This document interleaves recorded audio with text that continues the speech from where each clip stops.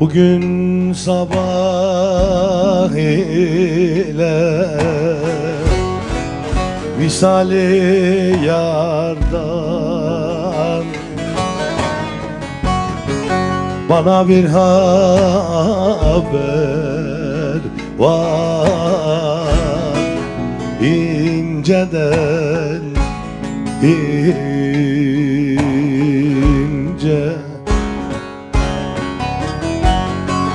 O zülfü zertarı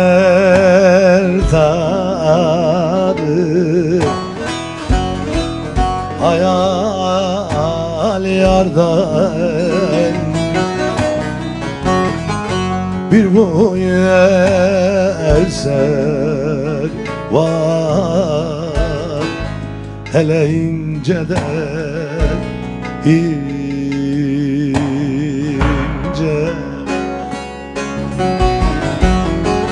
O zülfü zertarı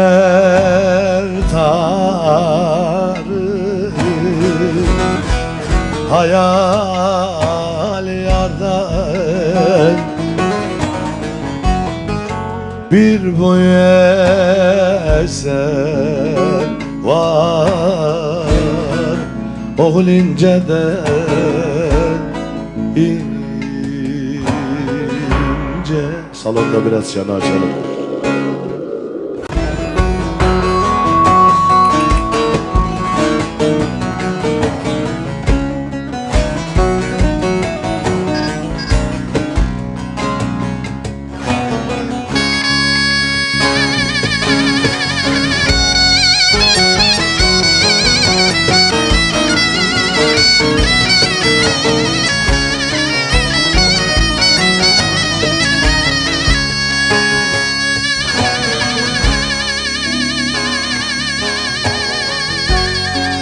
Olmak istersen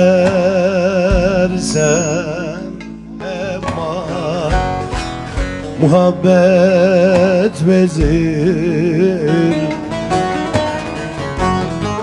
zinciri heva ya